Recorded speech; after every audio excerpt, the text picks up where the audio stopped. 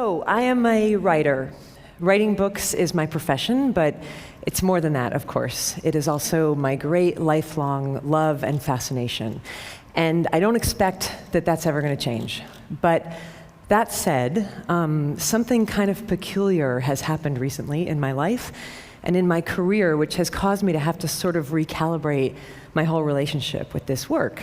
And the peculiar thing is that I recently wrote this book, this memoir called Eat, Pray, Love, which decidedly, unlike any of my previous books, went out in the world for some reason and became this big mega sensation, international bestseller thing, the result of which is that everywhere I go now, people treat me like I'm doomed.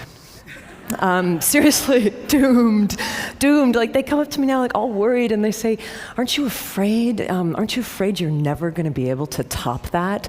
Aren't you afraid you're going to keep writing for your whole life and you're never again going to create a book that anybody in the world cares about at all, ever again?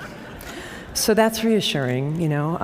But it would be worse, except for that I happen to remember that over 20 years ago, when I first started telling people when I was a teenager that I wanted to be a writer, I was met with this same kind of sort of fear-based reaction, and people would say, aren't you afraid you're never going to have any success? Aren't you afraid the humiliation of rejection will kill you? Aren't you afraid that you're going to work your whole life at this craft and nothing's ever going to come of it and you're going to die on a scrap heap of broken dreams with your mouth filled with bitter ash of failure?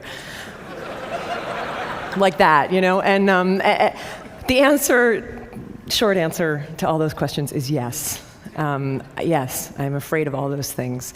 And I always have been, and I'm afraid of many, many more things besides that, you know, people can't even guess at, like seaweed and other things that are scary. But when it comes to writing, the thing that I've been sort of thinking about lately and wondering about lately is why, you know? Is it rational? Is it logical that anybody should be expected to be afraid of the work that they feel they were put on this earth to do, you know? And what is it specifically about creative ventures that seems to make us really nervous about each other's mental health in a way that other careers kind of don't do, you know? Like my dad, for example, was a chemical engineer, and I don't recall once in his 40 years of chemical engineering anybody asking him if he was afraid to be a chemical engineer, you know? It just didn't come, like, got chemical engineering block, John, you know, how's it going? And it just didn't come up like that, you know? But to be fair, right, chemical engineers as a group, you know, haven't really earned a reputation over the centuries for being alcoholic manic depressives, and we writers, you know, we kind of do have that reputation. And not just writers, but creative people across all genres, it seems, have this reputation for being enormously mentally unstable. And, you know, all you have to do is look at the very grim death count in the 20th century alone of really magnificent creative minds who died young and often at their own hands, you know. And even the ones who didn't literally commit suicide seem to be really undone by their gifts, you know. Norman Mailer, just before he died, last interview, he said, "Every one of my books has killed me a little more."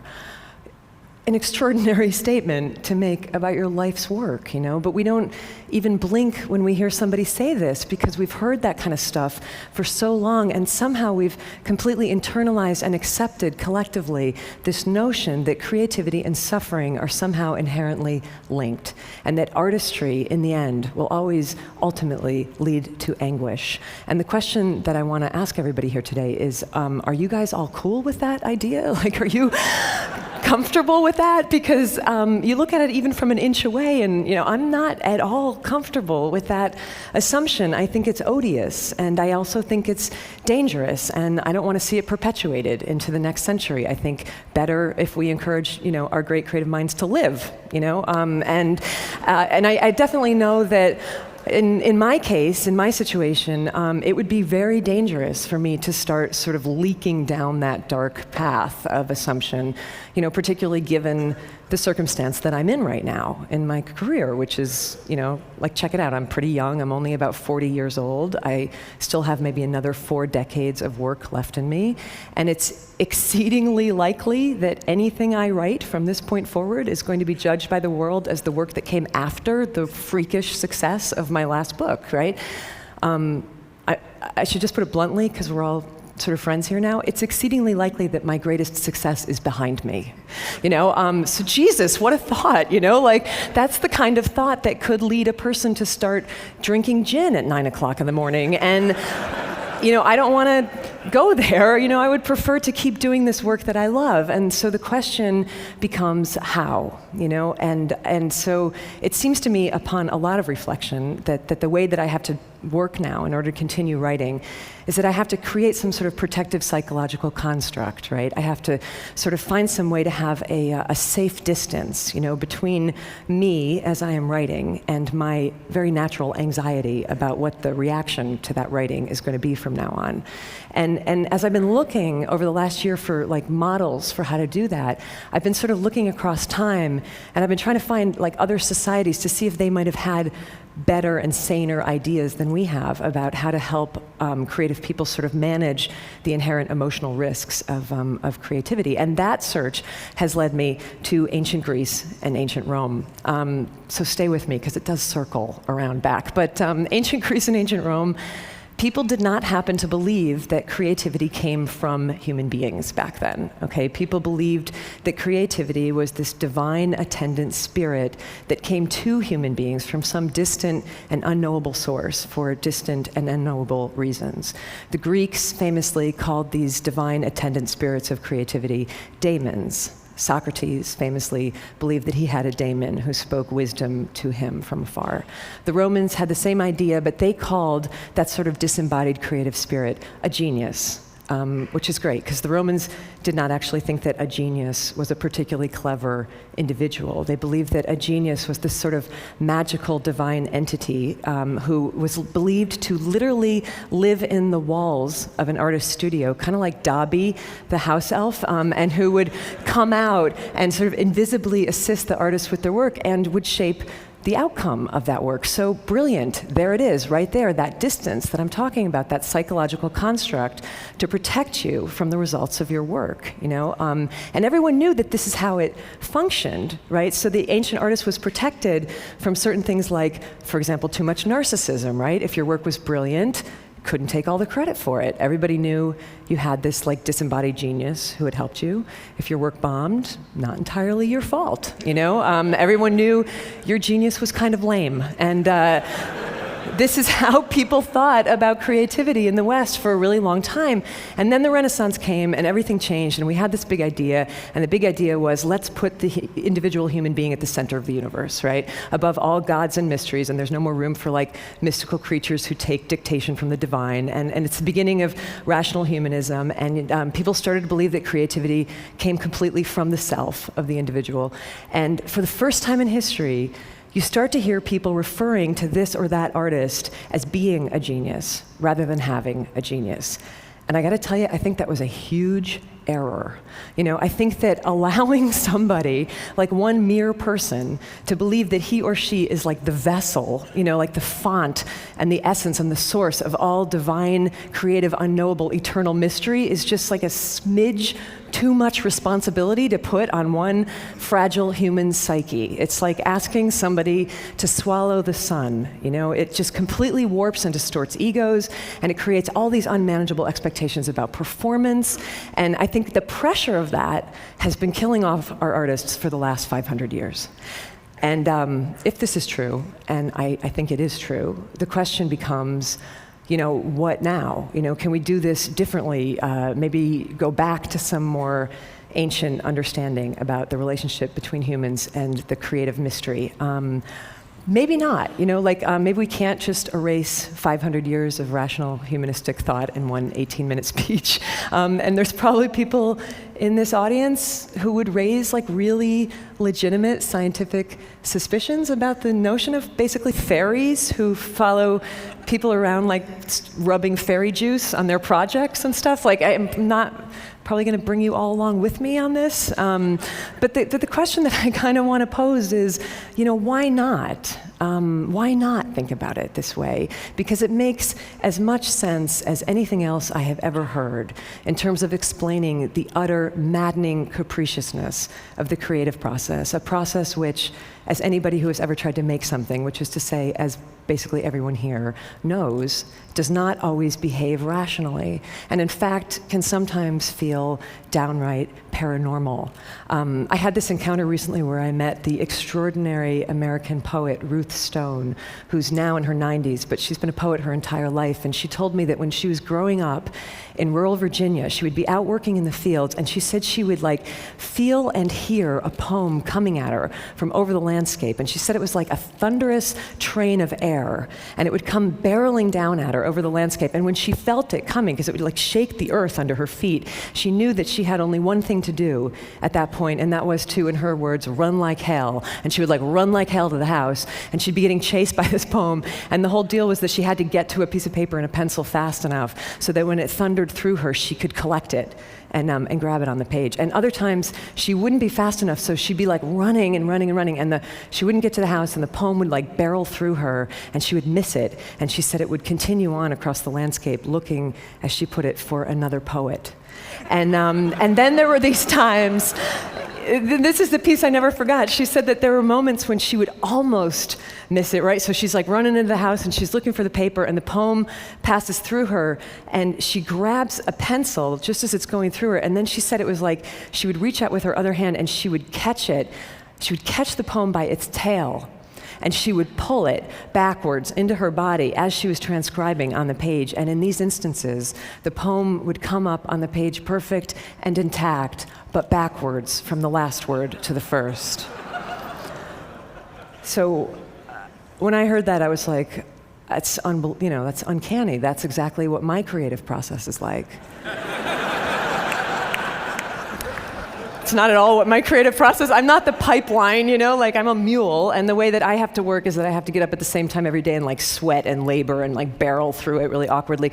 But even I, in my mulishness, even I have brushed up against that thing, at times. And I would imagine that a lot of you have too. Even I have had work or ideas come through me from a source that I honestly cannot identify. And what is that thing?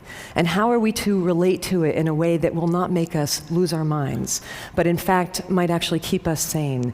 And for me, the best contemporary example that I have of how to do that is the musician Tom Waits, who I got to interview several years ago on a magazine assignment. And we were talking about this. And Tom, for most of his life, he was pretty much the embodiment of the tormented contemporary modern artist, trying to control and manage and dominate these sort of uncontrollable creative impulses, that were totally internalized.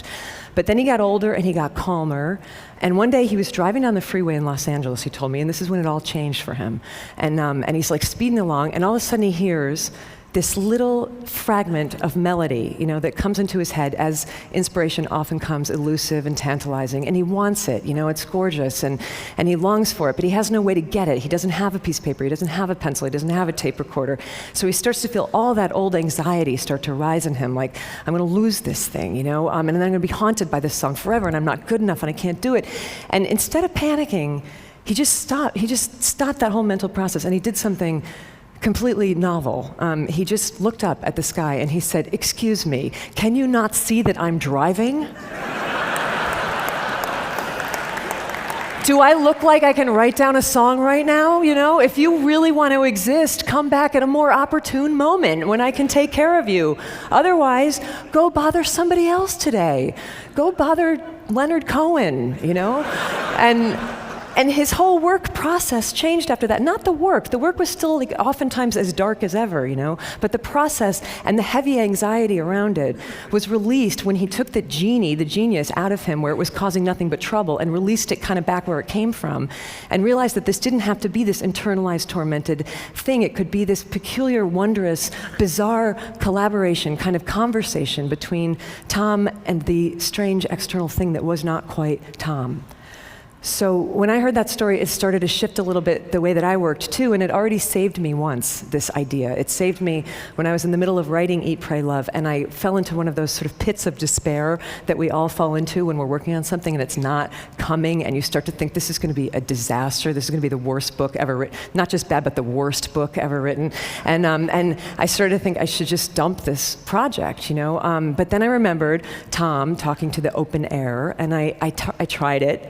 So I just lifted my face up from the manuscript and I directed my comments to an empty corner of the room, and I said aloud, listen, you thing, you and I both know that if this book isn't brilliant, that is not entirely my fault, right? Because you can see that I am putting everything I have into this. I don't have any more than this. So if you want it to be better, then you got to show up and do your part of the deal, okay? But if you don't do that, you know what? The hell with it. I'm going to keep writing anyway because that's my job. And I would please like the record to reflect today that I showed up for my part of the job. Because, thank you. In the end, it's like this, okay? Centuries ago, in the deserts of North Africa, people used to gather for these moonlight dances of sacred dance and music that would go on for hours and hours until dawn. And they were always magnificent because the dancers were professionals and they were terrific, right? But every once in a while, very rarely, something would happen and one of these performers would actually become transcendent. And I know you know what I'm talking about because I know you've all seen at some point in your life a performance like this, And it was like time would stop and the dancer would sort of step through some kind of portal, and he wasn't doing anything different than he had ever done, 1,000 nights before, but everything would align, and all of a sudden he would no longer appear to be merely human. He would be like lit from within and lit from below, and all like lit up on fire with divinity. And when this happened back then, people knew it for what it was, they called it by its name. They would put their hands together and they would start to chant, Allah, Allah, Allah, God, God, God, that's God,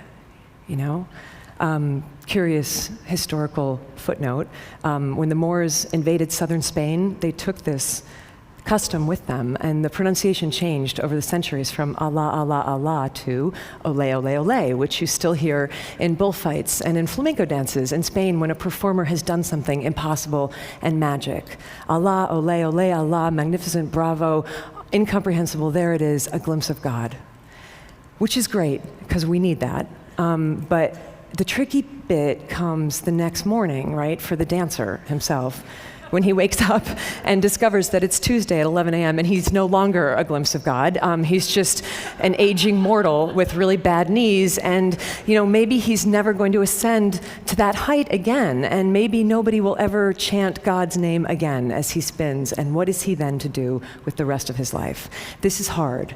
This is one of the most painful reconciliations to make in a creative life. But maybe it doesn't have to be quite so full of anguish if you never happened to believe in the first place that the most extraordinary aspects of your being came from you.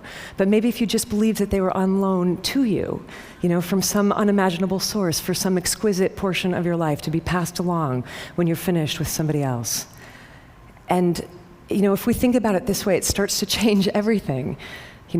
This is how I've started to think, and this is certainly how I was thinking about it in the last few months, as I've been working on the book that will soon be published as the dangerously, frighteningly over-anticipated follow-up to my freakish success. And what I have to sort of keep telling myself when I get really psyched out about that is don't be afraid, don't be daunted, just do your job. Continue to show up for your piece of it, whatever that might be. If your job is to dance, do your dance. If the divine, cockeyed genius assigned to your case decides to let some sort of wonderment be glimpsed for just one moment through your efforts, then ole. And if not, do your dance anyhow. And ole to you nonetheless. I believe this and I feel like we must teach it. Ole to you nonetheless, just for having the sheer human love and stubbornness to keep showing up. Thank you. Thank you. Thank you. Gilbert. Thank you.